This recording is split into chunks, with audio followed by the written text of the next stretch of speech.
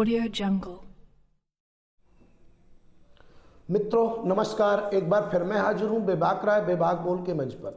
मित्रों मैं के दीक्षित आज आपको एक पत्रकार की व्यथा बताने जा रहा हूँ। पत्रकार ने अशोक लाट में आमरण अनशन करने की शुरुआत कर दी है। उन्होंने आमरण अनशन से पहले सभी अधिकारियों को यहाँ तक कि उत्तर प्रदेश के मुख्यमंत्री को भी अवगत कराया है। मामला भी कुछ ऐसा पेचीदा है जिसे सुनने के बाद आपको भी आश्चर्य होगा। एक ओबीसी की महिला फर्जी जाति प्रमाण पत्र के आधार पर नौकरी पा जाती है और एससी बन जाती है। उसका नाम है नीलम। वो पुकारी में अध्यापिका है। जब आपसी कोई इनका मामला रहा होगा, जो भी रहा हो, तो इनकी कहासुनी हुई पत्रकार और अध्यापिका की। उस अध्यापिका ने पत्रकार को धमकी दिया और कहा कि मैं तुम्हें फर्जी मुकदमे में फंसा दूंगी, और उन्होंने फंसा भी दिया और फंसाने में सहयोग किया पुलिस प्रशासन ने। ओबीसी की महिला एससी का प्रमाण पत्र लेकर के फर्जी तरीके से नौकरी प्राप्त करती है और एससी बनकर उसी जाति प्रमाण के पत्र के आधार पर उन्होंने एक पत्रकार पर फर्जी तरीके से मुकदमा पंजीकृत कर दिया और उसमें पुलिस प्रशासन के लोग विधिवत शामिल रहे और उस ओबीसी महिला ने एससी एसटी एक्ट के तहत मुकदमा पंजीकृत करा दिया और उसी एससी एसटी एक्ट फर्जी से नौकरी भी प्राप्त कर लिया। कितना अच्छा तरीका है। राजस्व अधिकारी को मिलाओ, फर्जी जाति प्रमाण पत्र बनाओ और फर्जी तरीके से नौकरी पाओ, और जो कोई बात करे उस पर एससी एसटी एक्ट लगाओ। भारतीय जनता पार्टी की सरकार है। मैंने सुना है बहुत से नेता, बहुत से मंत्री मंच से कहते हैं कि एससी एसटी एक्ट का हमारे कार्यकाल में दुरुपयोग नहीं हो रहा। इससे अच्छा उदाहरण एससी एसटी एक्ट का क्या मिलेगा कि एक ओबीसी की महिला फर्जी तरीके से, फर्जी रूप से, फर्जी जाति प्रमाण पत्र से किसी के ऊपर फर्जी मुकदमा पंजीकृत करा दिए है और उसमें बाखूबी पूरा मनगढ़ंत कहानी है। जहां उसका मूल गांव है उस क्षेत्र के अधिकारियों ने बाकायदे साठ गांठ करके फर्जी तरीके से जाति प्रमाण पत्र बना दिया और आज वो महिला आराम से नौकरी कर रही है और पत्रकार को धमकी दे करके, कह सुन करके जबरदस्ती तरीके से उसको फंसा दिया है। और पुलिस प्रशासन की बाकायदे मिली भगत है, क्योंकि जब जानते हुए कि ये ओबीसी है, बता रहा है पत्रकार, पूरी एविडेंस इकट्ठा करके दे रहा है, इसके बाद भी उस व्यक्ति के मुकदमे खारिज नहीं किए गए और आज भी वो व्यक्ति एससी एसटी एक्ट में अशोक लाट में आमरण अनशन पर बैठा है। चलिए आइए हम मिलाते हैं पत्रकार रामपीर उपाध्याय से।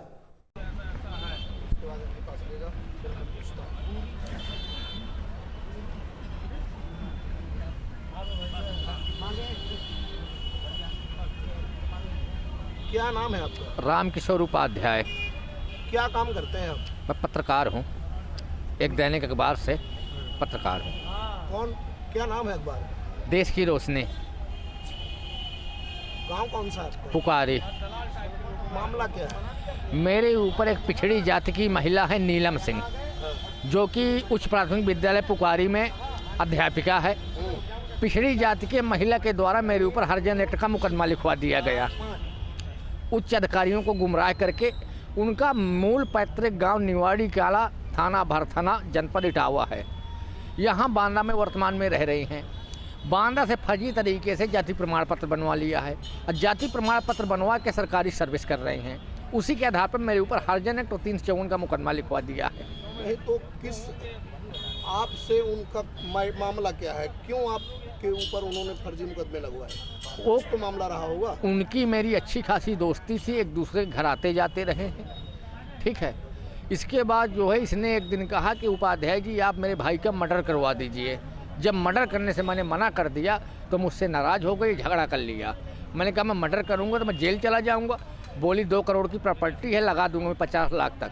जब मैंने मना कर दिया कि मैं ये सब नहीं कर पाऊँगा, वो सीधे झगड़ा करके कहे बोली इस तरह में तो जेल नहीं जाओगे, लेकिन अब मैं जेल भिजवाऊँगी तुमको। भाई का मर्डर क्यों कराना चाहती? भाई का मर्डर इसलिए करवाना चाहती है कि उसका भाई एक गैर जातीय महिला के साथ में शादी किए हैं। अच्छा। वो अलग भी रहता है, इनसे कोई मतलब भी नहीं है। तो नफरत के कारण, प्रॉपर्टी हथियाने के कारण कि सारी पिता की प्रॉपर्टी मुझे मिल जाए, क्योंकि भाई एक ही है। तो आप कौन सा अनशन कर रहे हैं? मेरा आमरण अनशन है। कब कोई प्रशासनिक अधिकारी आपके पास आया? कोई नहीं आया अभी तक। मैंने आईजी महोदय को, मुख्यमंत्री महोदय को, कप्तान महोदय को सबको अवगत करा दिया है। और कल डीएम साहब को भी दे आया था, बीएसए साहब को भी दे आया था। 3 महीना पहले बीएसए साहब के पास गया था कि साहब ये जो है पिछड़ी जाति की महिला है और एसटी के प्रमाण पत्र से सर्विस कर रही है, सारे साक्ष्य सबूत दे आया हूँ। मैं स्वयं इटावा गया था। ग्राम प्रधान का लेटर पैड है, परिवार रजिस्टर है, तहसीलदार महोदय के लिखा हुआ लेटर है कि पिछड़ी जाति से हैं। तो बीएसए साहब ने पहले 3 सदस्यीय टीम गठित किया था, इसके बाद अब टाइम टूं ठुस हो गया है। अब पता नहीं उनको क्या हुआ क्या ना हुआ। कर रही हैं? उच्च प्राथमिक विद्यालय पुकारी है, विकास खंड नारायणी में पड़ता है। तो बांदा बीएसए से आपने? हाँ, स्वयं मिला हूँ। कुछ पत्रकार साथी भी गए थे, उन्होंने टीम भी गठित किया था, लेकिन आज तक उनकी जांच पूरी नहीं हो पाई है। मेरी मांग है कि मेरे पूरे मामले की एसआईटी जांच करवाई जाए और उक्त जो है 420 शिक्षिका के ऊपर मुकदमा दर्ज किया जाए, तत्काल सेवा समाप्त किया जाए।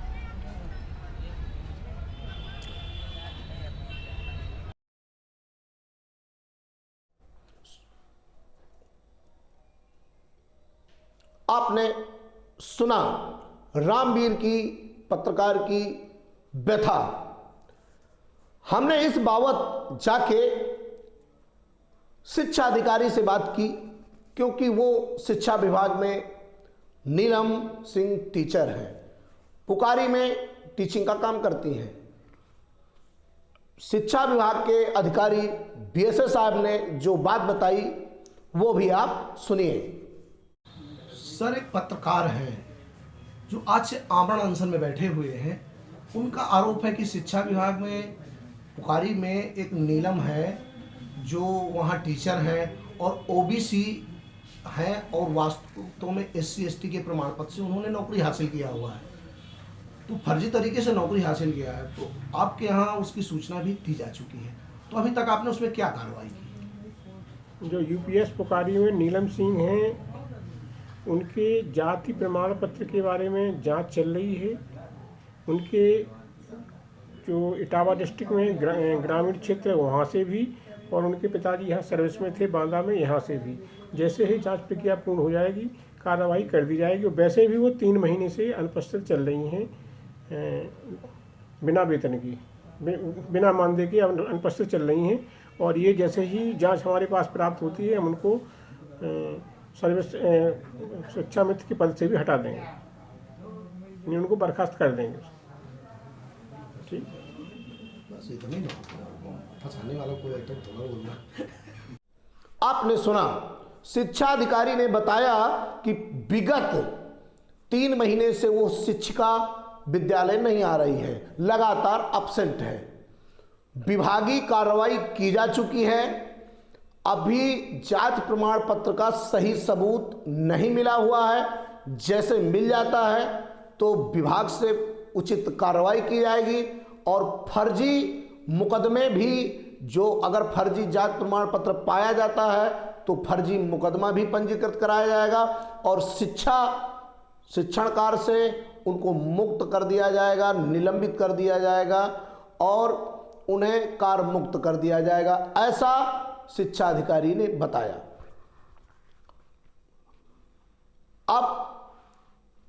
पत्रकार कह रहे हैं, रामवीर उपाध्याय जी कह रहे हैं कि अगर मेरे मुकदमे फर्जी वापस नहीं होते हैं और शिक्षिका के खिलाफ कार्रवाई नहीं होती है तो मेरा आमरण अनशन जारी रहेगा।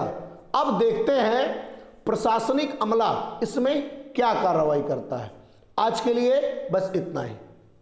जय हिंद, जय भारत।